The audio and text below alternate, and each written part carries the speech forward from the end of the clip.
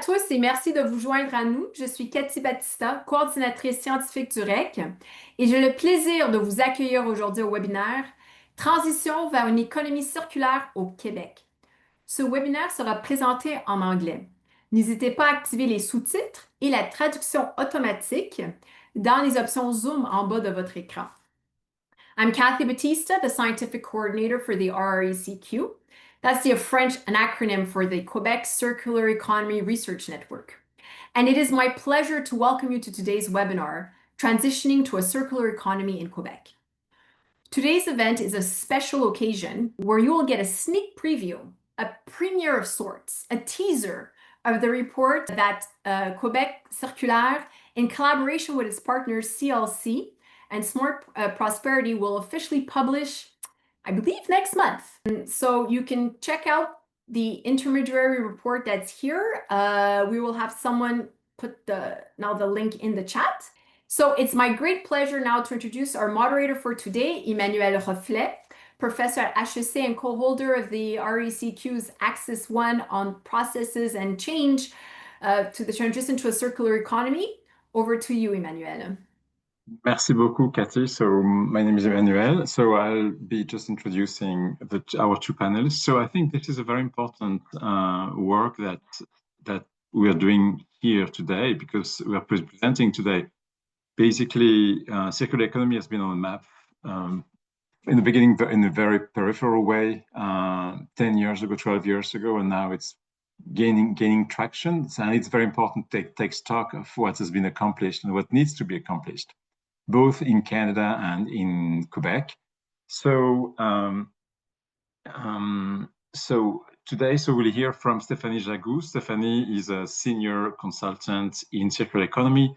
She's done work for several organizations, including the RECQ and for CERIEC. And so this will be, so Stéphanie will be presenting the highlights of the second report, which maps what has been going on in Quebec since 2021 regarding the progression of circular economy. And then Raphaël Lepouquin, who is the Director of Strategic Initiatives at CELC, so the Circular Economy Leadership Coalition of Canada, who has extensive experience in the construction sector, will be presenting as well some highlights from progress of circular economy in Canada. And so this will be in the form of and then following that, we'll have a conversation with you guys on those. So we have a lot to cover today, so I'm just going to leave Stéphanie present now. So welcome, Stéphanie, and welcome everybody. Well, enjoy. Good morning, everyone, or good afternoon, depending on where you're joining us from. Okay, well, it's my pleasure to be with you today, everyone. And as Cathy mentioned, it is going to be a sneak peek. We have very little time, and I've had to make choices. So before I go any further, I'd like to say that this is a follow-up report. We have made a previous report that came out in 2021, covering the first 5 years since 2014. And now this report is basically completing a decade of implementation of circularity in the province. And we're doing that with the same partners as the first time because, you know, don't break things that are working very well. And I'd like to mention at this point that the report is actually funded by the Canadian Relations Support Program in Quebec, Secrétariat du Québec aux Relations Canadiennes. Also a disclaimer. This is not an exhaustive review of what has happened in circularity in Quebec in the last 5 years. It just cannot be. It has been absolutely phenomenal, everything that has happened, and there's no way that it could have been all recorded. So therefore, the choice we've made is that this report is made also from the perspective of the experience of the RECQ and the CERIEC. There's a number of milestones that you can see there, and obviously I am not going to go through them all at this point, but what you need to know is that the report presents key learnings, the opportunities that are right now present in key value chains, the challenges coming ahead, and it also identifies relevant initiatives for Canadian organizations in particular who would be interested and inspired, hopefully, to replicate some of them. It also comprises 4 case studies, 3 of which have been promoted since April, if my memory is right, and one that is coming out next week in the construction sector. The report itself, in a nutshell, has 6 parts. I am not going to present all of the 6 parts today. I will be focusing in particular on the governmental commitment, the municipalities, the civil society initiatives. I'll touch a little bit upon social economy and the intersections with circularity. And really, I don't have time to talk about audience development and education, so I will invite you to read the report for that. Just so that you know, this report is obviously the result of reading a great number of reports and documents, but also interviews with key partners and stakeholders in the market in Quebec, in the province, from a variety of sectors and types of organization who helped shape, influence, and also propel the transition in the province. So let me start with the, oh yeah. And sorry, my state point is, it has arguably become a leader in circularity in Canada and North America. The province in itself has spearheaded the efforts of circularity in the country. The governmental commitment to circularity. So there has been a huge increase of what has been done in terms of governmental efforts. And we organize it in 3 key stages. Again, I'm going to go through them super rapidly. But in the first period, the 2014-2020, Quebec transition was largely initiated by university-based organization. And this period, the 21-25 period, governmental efforts have aligned with civil society initiatives to accelerate the transition. There have been several regulatory and legislative tools that have been developed to facilitate the transition at various levels, and a great number of informed reports. So the first one that maybe some of you, and Quebecers in particular, are probably familiar with is the circularity gap report using the circular economy methodology. So according to circular economy classification, Quebec is a shift country, i.e. a country that has to definitely shift towards a different way of producing and consuming. So the report identified key levers and systemic obstacles. And what it shows is that the circular and non-circular materials that make up the Quebec circularity gap are shown here, but the circularity rate of the province is 3.5, which is, depending on how you want to see it, a great lot of opportunities. The province's natural resources are abundant, yet it shows that it's rather inexpensive to dispose of, which is in itself a limitation to circularity. The report identified time and specific scenarios. And out of those 6, if they were harnessed together and working together, so 6 scenarios, Quebec could triple its circularity rate. And the material footprint could be cut by almost half. So that's rather impressive what could be achieved. Now, from that, the government and from the sustainable development strategy of the government, its objective 1.2, accelerate the development of the circular economy, is the first idea of a roadmap. So it came out in April 2024 with the MEL, le ministère, I'm sorry, I don't have it in English in my brain at the moment, but it's the Environmental and Climate Change Ministry of Quebec. It is a result of a very comprehensive consultation process with 40 ministries and agencies and 63 external organizations. And Recyc Quebec has been instrumental and is instrumental in deploying it. It identified 5 economic key sectors that all the efforts of the province are supposed to be focusing on. After that, the Spotlight chapter report, launched again by Recyc Quebec in 2024, actually tried to see how we could reach that almost 10% of circularity rate in the province with those scenarios, but within the framework of planetary boundaries. So the province is over 3 of those boundaries. And it found out, this report, that the application of those 6 scenarios again could lead to reducing the impact quite significantly. an absolute reduction in greenhouse gas emissions of 45%. It's still largely over the limit, but it reduces it by 45%. Marine eutrophication, from above the boundary to still above the boundary, but cutting it down significantly. And freshwater use actually going down and going under the boundary limit. So these are efforts that policymakers can draw upon the results to inform, hopefully, targets and specific goals, goal setting across various impact categories, right?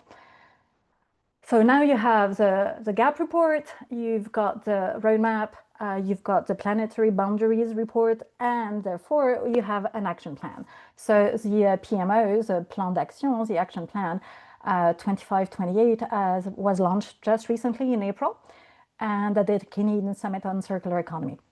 It will be monitored and coordinated again by the same ministry, but also what's interesting is that it's going to be evaluated on a yearly basis, because the important idea is to educate stakeholders. So revised annually, it provides predictability for stakeholders on the markets, but also flexibility for the government and ministry. And it also counts on 6 sectoral tables to advance it, with a financial potential of over 700 million. Another key milestone in the evolution of residual management in Quebec is, so it has been brewing for a long time, but it actually came since 2021, but it came into force in January 2025. And so the key features of the new residual material management systems, the collection system, is mainly a shift of responsibility from municipalities to producer. And it all goes through the organizations that has been designed by Recyc Québec, Eco-Entreprise Québec, who is in charge of putting everything into practice and organize everything. So it's driven by the need to improve recovery rate and recycling performance, reduce material contamination, and harmonize collection practices across the province. They also intend to encourage eco-design, and basically the system is still in its infancy. It sure is going to find some hiccups along the way. There's still significant investment in upgrading material recovery facilities that is required, clarification for what materials are accepted or not, and adaptation challenges, right? But this is definitely a big move, bold move that has been done in the province. Among the other milestones, a number of bills, but the current approach does not address systemic reliance on waste. The province is still systemically relying on waste, and improving efficiency alone in those key industry may not be sufficient for the broader economic system to continue to not continue, but to break and go towards circularity. And we have time scales that need to be reconciliated between how we deal with the problems of our current system and how we actually evolve towards a new system that is less linear. Now, municipalities and local initiatives. There's a lot that has been done locally at the local level. Why? Because circularity aims to create the shortest possible loops and optimize gains, right? So local municipalities and local initiatives are where to start. And also, this is where cities basically by 2050, out of the 9 billion people that are planned to live on this planet, 55% will be living in cities. So this is a place to do. They represent 2/3 of global energy demand. So there's a lot to be done at the local level. And even the Circular Economy report in 2021 says that in Quebec, regions are leading change agents for the circular transition. I cannot mention them all, and in advance, I am very sorry if I forgot to put a name or a logo there. There are so many initiatives that have happened at the local level in the last 5 years, and even before. Here you'll see the Synergie Québec logo, because this is, and we'll get into that in a moment, this is where it all started to have those CERs, those circular economy roadmaps. The Lanaudière region has been very active too. So there's a lot of things that have been said. I want to just pinpoint maybe the cities of Prévost, Terrebonne, and Mascouche in the Lanaudière, because Prévost is, if I'm still correct, the first city in the province that has actually developed an eco-tax on single-use containers. So this is one of the first regulatory and financial actual regulations towards, well, managing waste in a sense, but not managing the end of life, but actually reducing the production and the use of them. Key takeaways is so many, but it's interesting to see that Quebecers, they have a long history of culture of collaboration. It is really interesting, right? The strategies of circularity, one of the strategies that comes out really a lot right now, and for a number of economical reasons too, is mutualization and local sourcing. And I'm sorry for the mistake here. So they're definitely gaining in popularity. Unfortunately, the role of instigator is super important, but at the local level, the implementation is far too often still single-handedly initiated and spearheaded by individuals. The onboarding greatly varies. There's a great number of reasons for that, and I'm not going to mention them all, and they're in the report. But you have to keep in mind that in Quebec, you have over 1,100 municipalities in the province itself. And just to compare, they're like half of it, a bit less than half of it, just in Ontario. So there are a lot of smaller communities and some big communities. And the budget availability is also quite different according to their sizes or their region. Yes, what else? The interconnectivity, yes, they definitely could be linked much more, those efforts, not becoming silos in regions, but also trying to work together in different regions. At the moment, also what came up in the interviews is that there used to be consultation bodies at a regional level that would bring together all the representatives of that specific territory, but those have now disappeared. And there is a lack there to be able to help local communities get there. And also another thing that came out is that those who are super interested in going there, they want to have their own measure of circularity. Unfortunately, the risk of that is that they won't be able to compare themselves because there will be a multiplication of indicators.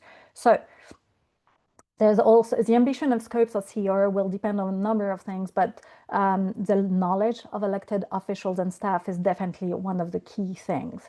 And also the proximity of elected officials with their economic ecosystem.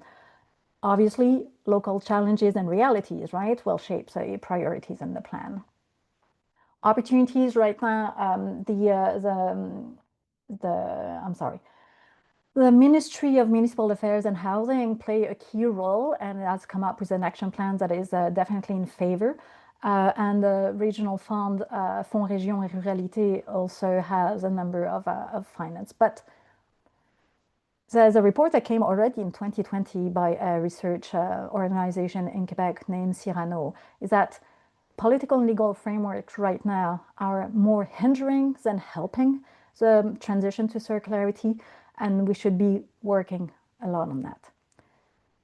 Very quickly, research and co-creation. As I said, research was at the basis in 2014 of the launch of circularity efforts in the province.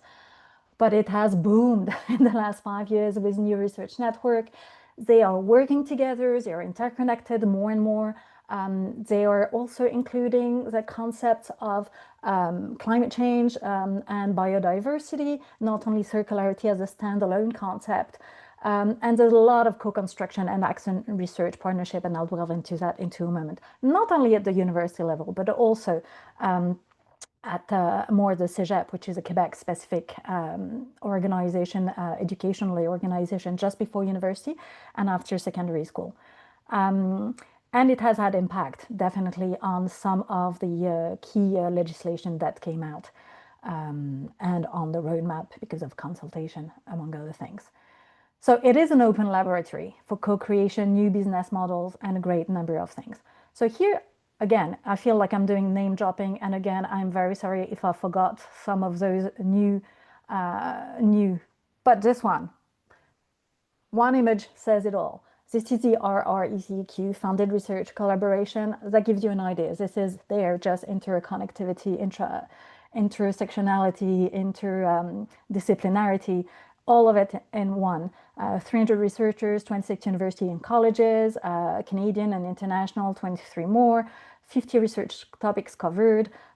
So that gives you something interesting. But the link I want to do with the civil society initiatives is the fact that they have done a roadmap, which is a roadmap for the transition to a circular economy in Quebec society, 2050, to offer a long-term vision for the province. I'm not going to go into details. There was a webinar not long ago. I'm sure you can actually go into that and look into it.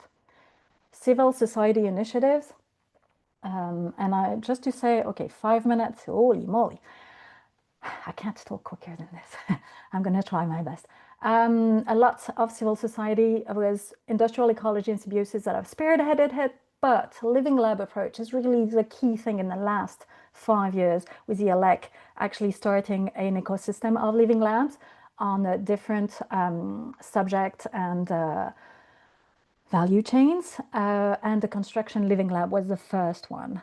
The idea is to co-construct research projects that actually work with the key stakeholders in the field. Also, there have been a number of sectoral initiatives in the plastic, micro labs have been done in the health sector, so using the ALEC approach. Advanced Material Prima Quebec, for example, has a 2035 roadmap, which is the first of its kind in Canada. And it helps, the aim is to help resolve major societal challenges linked to the energy transition, the decarbonization of the industry, and increasing productivity with the digitalization and securing, strategic supply chain, which at the moment is important. Strategies, I'm not going to go into that, but there's quite a few things that have happened therefore. I want to do a quick focus on the construction lab, because this has been a great effort that is now in its second stage after the first 3 years. It mobilized over 300 people, and it mobilized another 125 collaboration with 19 projects that came out. So a lot has been done and is currently also useful for the rest of the country, because everything has been done in open mode. So everything is possible to be seen online. Now, circular and social economies. I have 1 minute, oh my God. One word. The social economy companies and organizations are where circular economy is not.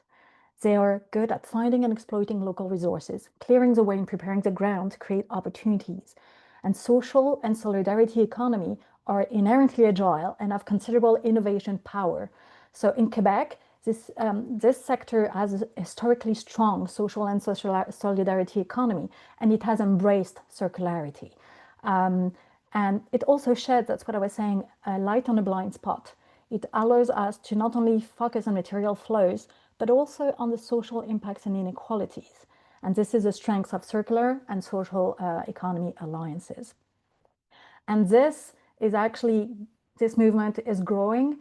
And this year in particular, there was a summit which has been actually noticed by the Quebec National Assembly as a key stepping stone for the future of social and solidarity economy organization in Quebec, and they even started their own network. The only thing that I wanted to share this morning, because I think it's so core, is that everybody needs to talk the same language. And it's super important that Quebec hold this language and share this language and understand each other the same way when we talk about strategies and concepts and theory. And so a lexicon with 120 related terms and concepts has been co-created with the help of the RSEQ, HEC Montréal, Éco-entreprise Québec, the Ministry of Environment, Lutte contre les changements climatiques, la faune et les parcs, and Recycle Québec. And this is one of the most downloaded lexicon today. And I'm done in 1 second. Limitations, lack of profound reflection on consumption, funding, but then what's new? It's, I think, the nerve of everything everywhere else. SMEs, I haven't had time to discuss about that, but SMEs are core in our economic material and fabric of Quebec and needs to definitely be a focus in particular for training and financing. And I'll end with this. So thank you very much. I will stop sharing now. Thank you, Stephanie. That was, I know, challenging to condense all that activity that's occurring in the province of Quebec. Is truly a leader in Canada and North America. And so when you have too much to talk about, it's really hard to be able to synthesize it all. But so I don't have a report that I've been working on. So I've just been, for this webinar, putting together as best I can a bit of a high-level overview of what's happening in Canada, and then as well touch on the construction sector where our organization has been most focused in most recently. All right, so that looks good. And well, welcome. I'm Raphael Lobukine. I'm the Director of Strategic Initiatives at Circular Economy Leadership Canada, and we are part of a larger nonprofit called Generate Canada. And Generate Canada works in a number of different solution spaces. We are one of those, but others that are tackling the energy transition, eliminating plastic, waste, supporting Canada's agri-food sector and reducing emissions, and mobilizing capital for natural solutions. And so our organization is focused on the critical enablers for increasing the adoption of circular strategies. And we have been working in a number of critical sectors, but more recently focusing in on construction, which I'll touch on more in-depthly in the presentation. So first, I want to just start at a little high level to sort of set the context for Canada within the sort of global OECD around our material productivity. And so we are, in fact, second last in the OECD when it comes to how efficient we are at getting value out of each sort of unit of resource. And so we see Australia is just one notch ahead of us and has really put a focus on the circular economy and in improving their material productivity specifically. And so we'd like to see something similar happen in Canada, a national focus, and we see some sectoral action, but not that sort of overall overreaching strategy to help improve that, which the OECD says is key to improving our economic output, minimizing environmental degradation, and then as well improving innovation. I'm just going to turn my timer on here so I can make sure I'm at time. And so, how circular is Canada? We, the Environment and Climate Change Canada had invested in a report by the Council of Canadian Academies in 2021 and found using a framework that was different than the circularity gap that we saw in Stephanie's report. This was using a Eurostat framework for around sort of what's the share of materials met by recycled inputs. And so the circularity gap goes deeper into the supply chain. And so that's why there's a bit of a variance in numbers, but it found a 6.1% rate for Canada, but likely, our overall economy would be something similar to Quebec. I think probably if we had a circularity gap report. And so we see, compared to the EU average, which is at actually 11.8% now in 2023, but you can see that there's a lot of opportunity for us to improve to meet a similar standard as the EU. And so the report also dove into how we are sectorally. And so when we look at the report, it's clear that Canada is only recycling about 9% of consumed plastics. About 1/3 of food is wasted. We know that, using recovery metals from recycled electronics is 2 to 10 times more energy efficient. We see that textiles, 85% is landfilled, and then construction, about 3.4 million tons of construction, renovation, and demolition waste is landfilled, and only about 16% is recycled, which I will again touch on a little bit later on. So again, looks like we jumped ahead. Our initiative or organization in partnership with Smart Prosperity Institute work to collect the sort of leading recent policies and initiatives related to the circular economy. And there's a link I think we'll maybe put in the chat that to those inventories, and I'll be drawing on some of the information that we've collected there from the 121 policies that were inventoried and 135 initiatives.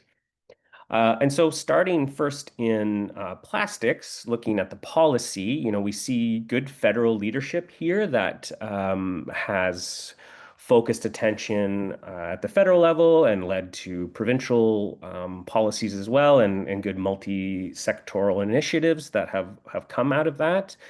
But it's really led through their zero plastic waste strategy and their single-use plastics ban, as well the recently released new federal plastics registry. So that's a really key piece to getting data, like a good baseline. You'll find in a number of sectors that data is very inconsistent and applied differently across provinces and even municipalities. And there's a real lack of an integrated data framework, which would be integral when you're looking at trying to start new industries. You need good information. And so that registry will help. When the auditor, they're also looking to develop recycled content standards and consistent labeling. And of course, we'll see whether the new government will be continuing this work. But, a recent Auditor General report in 2024, found 11 out of 16 activities were performing well. And, for auditor reports was generally pretty good because those can be quite devastating. But, found issues around data and risk frameworks and, thought that their zero plastic waste brand really didn't align with their targets. And, that might be just a little bit of policy and comms, getting in front of each other. But there are some challenges here, though. That Alberta and Saskatchewan are contesting the single-use plastics ban. And on the other, side of the coin, though, Alberta is investing in infrastructure to support plastic circularity. So it's not all kind of doom and gloom opposition there. Atlantic provinces as well have enacted some plastic checkout bag bans, and Ontario has moved ahead with their extended producer responsibility framework. A little bit slower than original projections around that, but nevertheless has moved to full responsibility by producers. So when we're looking at, it just really likes to jump ahead there. Nope. Here we go. When we are looking at multi-stakeholder initiatives that were highlighted in our database, and really what's helping to drive kind of change forward at the multiple stakeholders from along the value chain and ecosystem actors. We see two initiatives, one by another solution space from Generate Canada, the Canada Plastics Pact, which has over 100 partners and has really set targets for these partners around eliminating problematic plastics and making packaging more circular and increasing recycling rates and recycling content. And, to date, projects has been a bit mixed, but there has seen some increased production of food-grade recycled content and investing in sortation collection of recycling systems for polypropylene. And also CPP has invested in reuse accelerators that companies that are growing as a result of that. And the Circular Plastics Task Force, these are, major companies that are focused on trying to align the recycled materials with what markets actually need, and are running pilots and working to generate evidence to be able to scale solutions. And so there's still some key challenges in this area, with a failure in August of a global treaty on plastics that would have really helped kind of the national effort, and then ongoing legal battles, as well as the US tariffs have sort of thrown supply chains and motivation perhaps into a bit of disarray, as it has across a number of kind of industries.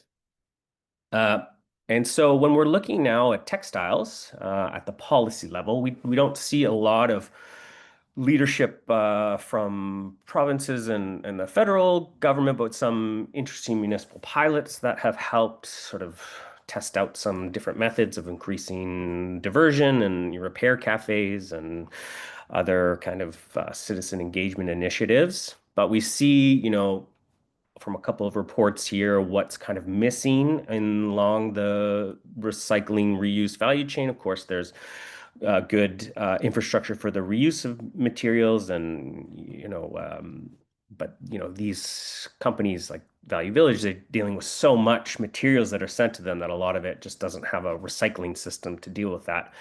And so, collection systems are fragmented. Pilot projects are needed to test more different types of recycling technology. There's, a need to standardize some of this mixed poly blends that we have of clothing, and labeling systems so that it's more easily to understand what to do with all these different type of materials, and increasing extended producer responsibility where there just really isn't at the moment. And greater public awareness is, of course, key throughout all of this. And so one initiative, though, that is trying to tackle things systemically and has multi-stakeholder partners is Fashion Takes Action, the Canadian Circular Textiles Consortium. And they, have major brands that are a part of it, and they've developed a future framework with a number of different facets from design to procurement that they're focusing on. And they've developed a map of various capabilities of Canadian businesses that would be needed to sort of scale the repair, rental, and resale industry. They've focused on design to support manufacturers and designers in thinking about circularity as part of their processes, and done material flow analysis, citizen awareness, recycling pilots. And so they're really trying to advance things as best they can in the kind of an absence of sort of political leadership here. So then on food, I think, we are all quite aware that the increase of curbside recycling of organics has, really been a success story in Canada the last 10 plus years. We see that there are shortfalls in the industrial, consumer, and institutional sector. But overall, 71% of Canadians have residential sources of separated organics programs, which is quite and increasing. We still see shortfall for sure, like in multi-unit residential buildings in various jurisdictions. On the policy side, Canada has a food policy for Canada that is focused on aspects of circular economy, of reducing waste and improving resilience and reconnecting value chains. And then on the kind of waste side, the GHG offset credit system has protocols for composting, and their clean fuel standard, of course, helps to accelerate demand for renewable natural gas, which is a byproduct of the anaerobic digestion. And there's been federal funding as well for composting and anaerobic digesting facilities. And, there's a lot of different things that are happening at provinces at different scales, but I'm not going to dive too deep into that right now, just in the interest of time. But to show there's been a lot of effort that has been done, and I think there's still a pretty big gap at the IC&I level of, I think, 1.8 million tons per year in food loss and waste. So there's still very much work that can be done around landfill bans, increasing diversion targets, implementing diversion targets that various provinces have, and tying that to the growth of RNG and other kind of byproducts.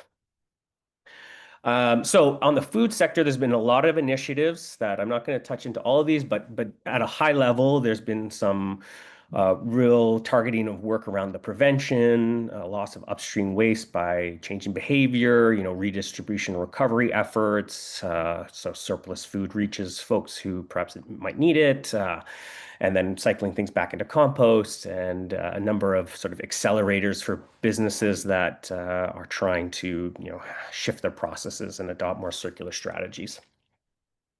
And now just touching into metals here briefly, I think this is a lot of a new industry, and with new industries, we kind of develop things before we think about what to do with all the waste. And there's no significant extended producer responsibility for the photovoltaics and wind or EV batteries. The BC, though, is looking to target EV batteries as part of their regulatory processes. And but there was coming together of Canadian Council of Ministers of the Environment, and they developed in 2009 a plan for broader EPR adoption, which has been occurring, but there was a gap in that these sort of renewable technologies and critical minerals were not really included as part of that, in part probably because didn't project the wide-scale adoption and then the waste issue that sort of comes with that. So, but on the upfront value stream, there has been some focus on critical minerals, both,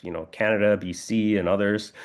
And some of those strategies definitely have circular economy as part of it, focused on recycling and mineral recovery and building secondary markets. And I think it's still a bit early to see if some of that will bear fruit to help really support. But we know that these renewables will only grow, and so we need to have a longer term thought on how we're going to actually manage all this waste.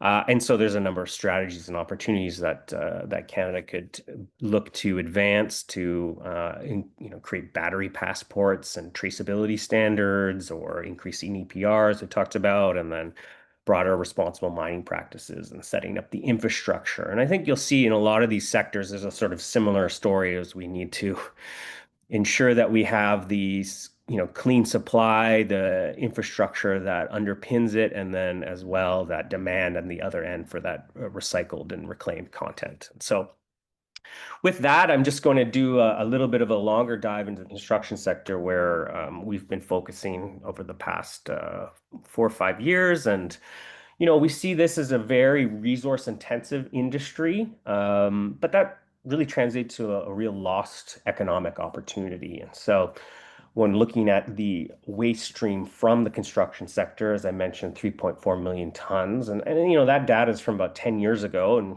really could use a greater refresh to get a sense of what's really in the waste stream. And that would take a kind of engaged subnational and national governments to really drive that, to have better data. You look at the quality of data when the Auditor General reports that various provincial governments have done, and it shows that there's just not very good understanding of what waste we're generating. And without that, we just really struggle to set up a integrated circular economy that is able to kind of execute at a scale.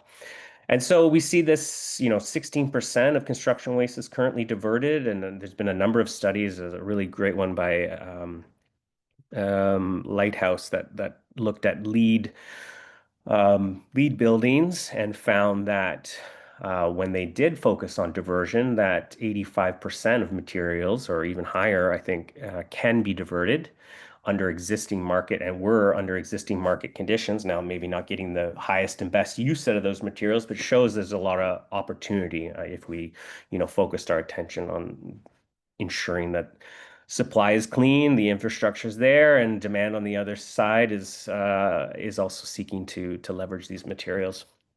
And so when we're talking about the types of strategies at the construction sector, we sort of see these in sort of three buckets.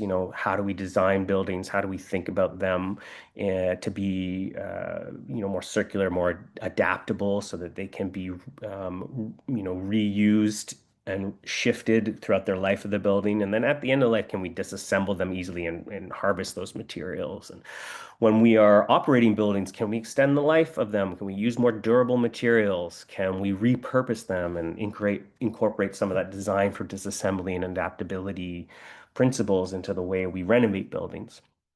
And then at end of life, the deconstruction and recovery of materials, can we set up the infrastructure to ensure that material is trusted and at a quality that can be used at scale by the sector, and create the standards and the marketplaces that are necessary to facilitate that? We see a lot of, it's a multi-solving solution. From a Canadian context, we see supply chain resilience. There's been disruptions to material flow during climate emergencies from floodings and fires, so this can create a localized supply chain. We see opportunity for more localized jobs for communities, urban communities. We're looking at transition of white-collar jobs as a result of artificial intelligence. Well, we can create some good localized green-collar jobs. Tackle that material productivity, and then some of the strategies that could be incorporated also have a chance to really increase the greater productivity of the industry, depending on the strategy. And then those sort of, co-benefits, as we say, but are just so integral and important of lowering our carbon emissions, reducing our waste, and reducing our impact on the natural environment. So when we tell this story, we really like to position as a multi-solving solution that can really help the long-term resilience of our economy. So when we were looking at how do we actually drive change, we, with CSA Group and researchers from the Ivey School of Business, proposed this strategic framework for action that really was all about there's a lot of innovation that occurs, but how do we harness it, and how do we get it more integrated into the existing system? And so it's all about sort of three overlapping activities of kind of removing frictions, bringing multi-sector actors together, really trying to understand what those barriers are and remove them, that learning by doing, putting demonstration projects at the core, and then understanding and learning from them and amplifying those wins. And so, as I say this, and some of that Stephanie touched on, the labs in Quebec, we're kind of doing this work in a silo, and then we, connected with our Quebec partners and quickly realized that they have been doing this and have these wonderful 19 projects that we have been learning and want to share more broadly across Canada. And so we've been actively collaborating and learning from what's been happening in Quebec and working together, really. And so our Circular Construction Innovation Hub is really rooted in those sort of three core activities that I touched on, and really trying to develop the kind of case studies and insights that we can to sort of tell this story more broadly, because it's otherwise information is kind of in silos or not well understood, and there's a lot of opportunity for greater awareness about the benefit of these strategies. And so we have a great steering committee that is supporting our initiative, and a lot of great preliminary partners, and two of our academic partners from business schools at Ivey and Telfer have shirked grants in order to do some of the applied research, looking at some of these business cases and systemic change that can help shift the industry. And as part of our process, we really focused on these three core work streams and tried to understand what the innovation challenges were there. And from that, really a number of great innovators from across the country have put forward their projects similar to the work, and we would be collaborating with Quebec, but these are sort of outside of Quebec issues, as the lab has, working in their own sphere, and really turn this into a national project, bringing our work together. And so the goal is really to, work together where the various sort of key actors are working within their own silos to increase the adoption of these solutions, get the infrastructure in place, and that enabling policy, and really bringing those best practices from starting with one project and spiraling out from there. So I'm just going to end it there because we're, I think, just at time, and I just want to say thanks so much. I have my contact there, as well as my managing director, Paul Shorthouse, as well. So feel free to reach out anytime. Thank you so much, Stephanie and Raphael. Stephanie, I would invite you to open your camera. We're now on the Q&A period. Thank you for keeping time. Wow, that was a lot of very motivating information, and can't wait to see the report. It's going to be a brick, I'm sure. So maybe a first question to start off with for Raphael. What can the federal or provincial governments do to improve construction circularity? Yeah, I mean, it's a great question. The provinces play such a key role, and it's so great to have, again, the Quebec government have this leadership and really look for other provinces to learn from that would be a great first step. So more knowledge translation between provinces, for sure.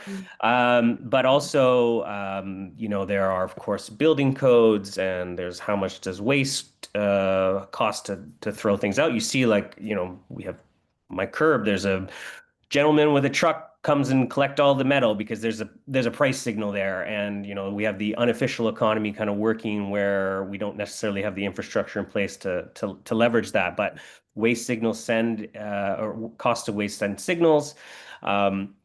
There's opportunities for landfill bans, there's opportunities for taxes on virgin materials, there's opportunities to support the initiatives like our living labs where we're trying to get the information and provide industry the kinds of tools that they need in order to make these kinds of decisions and have that kind of case study data on cost and time that is integral for them to make these kind of business decisions.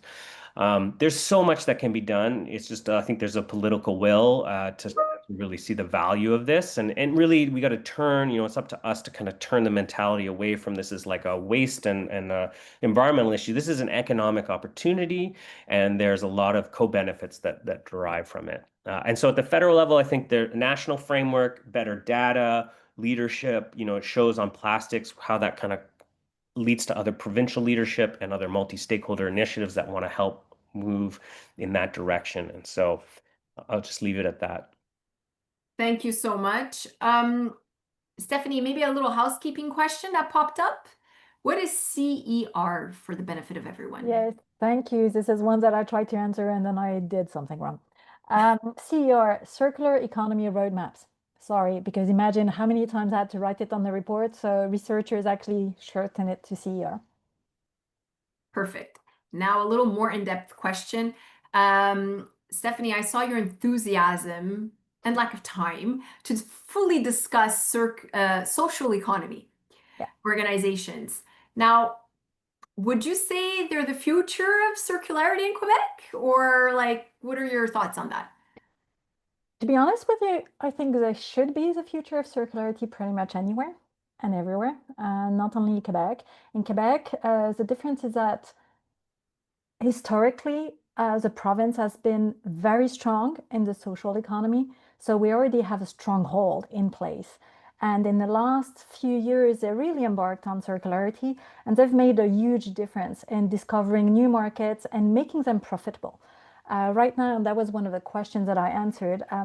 One of the questions that is popping, and it's popping in France, for example, because we look obviously also towards other French-speaking areas in the world, is once social economy organizations have kind of turned something that nobody wanted to look at into something that's actually an interesting market, what happens then?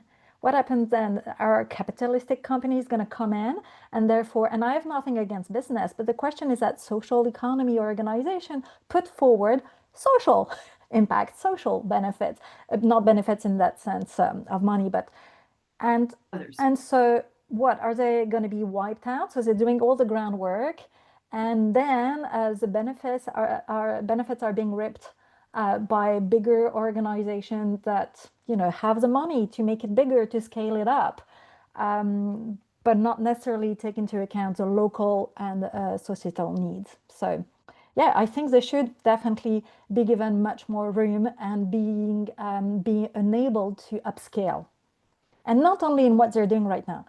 Right now, most of it has been waste management. I think they should definitely go into more of the first strategies, eco-design and all of the first strategies, and we should accompany them and coach them doing that. More upstream absolutely sort of reactions and proactive thinking. So time is sort of running out. So please check the question and answer box.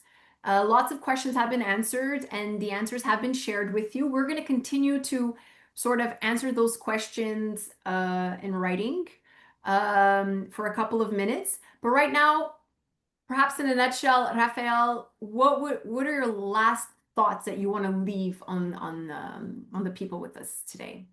Well, I just did want to note from one of the question and answers about our buying as a service guide, which I think I responded in the Q&A that you should go check out. So thanks, Francis, for that. But last note, I think is, I would just echo the importance of the knowledge sharing and knowledge translation across the country, because we do have things to learn from each other from in Quebec to beyond, and really encouraged by the leadership here. And I tell as many people as I can about Quebec's leadership. So I want that to continue because it is essential for really bringing the rest of Canada along. And at the same time, a number of interesting things happening across the country that, love to share and with the people of Quebec as well. So for that.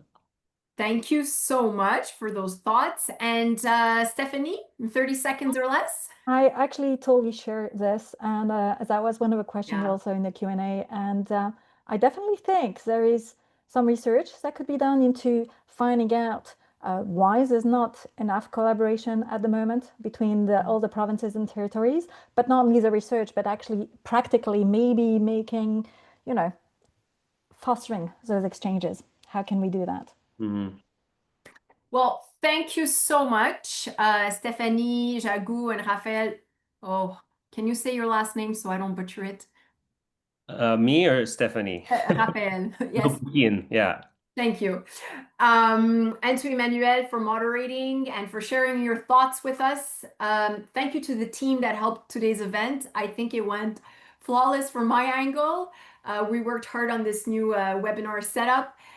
Thank you for everyone who joined today, over 140 participants. So it's really kicking off our great webinar season. Thank you for your questions that are currently being answered. We hope that you've enjoyed today's discussion. Don't forget to check up our next webinars on our website. The links have been put in the chat. And today's recording and PowerPoint slides will be available next week on the past events page. So thank you so much, and I'll see you soon for a next session. Thank you. Thank you. Thank you.